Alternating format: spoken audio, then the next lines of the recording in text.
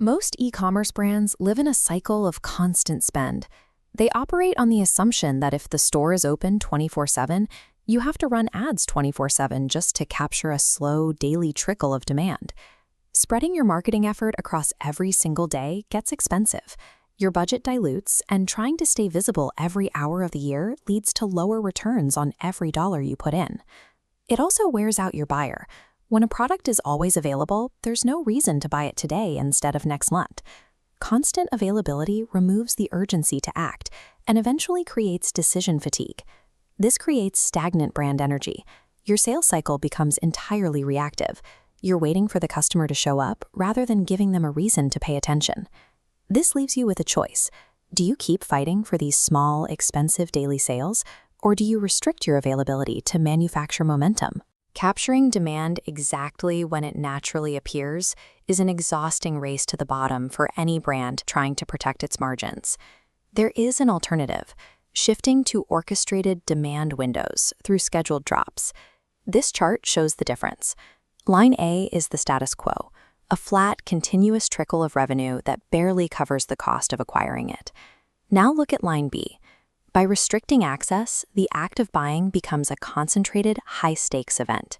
You trade those low-margin daily sales for periods of zero revenue, followed by massive, high-margin spikes.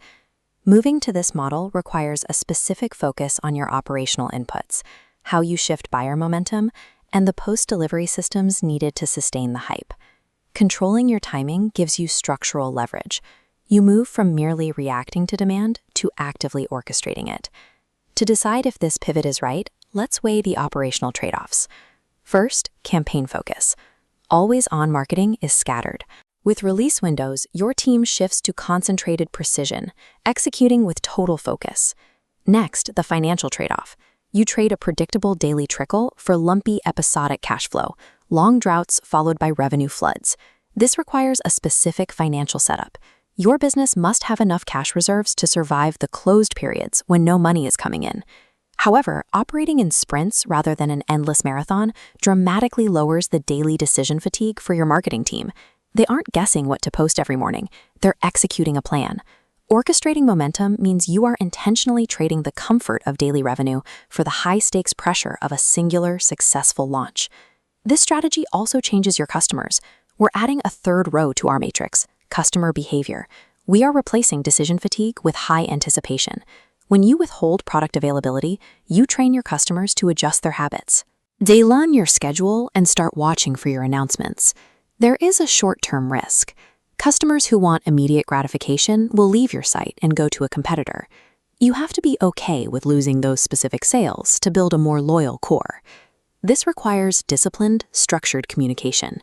You have to signal exactly when customers should pay attention and exactly when they need to act.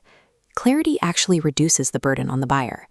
Restricting availability serves as a tool for alignment rather than just an attempt to create artificial hype. The biggest mistake you can make with a release window is stopping the brand experience the moment the product is delivered. The delivery moment is where the customer's perception of your brand solidifies. If the relationship ends with the transaction, your hype cycle dies right there.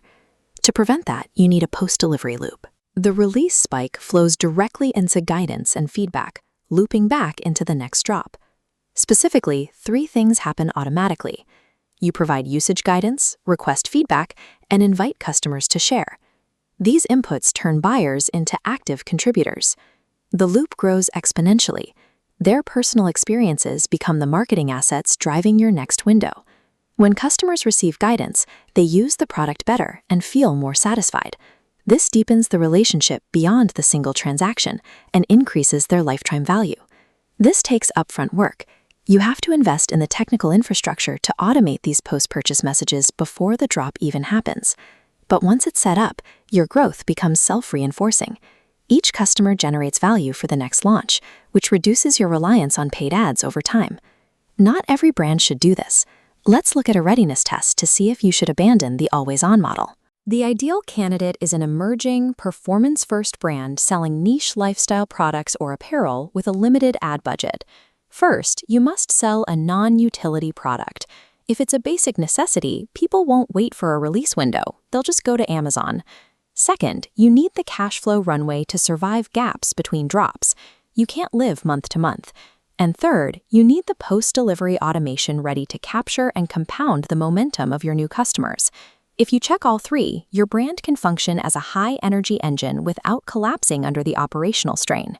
If you are a volume-focused operator selling commodity goods that people need immediately, do not use this strategy. For utility items, your customers care about instant access, not the brand experience.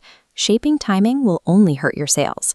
For everyone else, select exactly one product or one upcoming campaign to test this model. Remove that product's always-on availability. Set a defined release window, and pair it with one automated post-delivery message that helps the customer succeed. Mastering your timing shifts your business away from chasing demand and turns you into a resilient, demand-orchestrating powerhouse.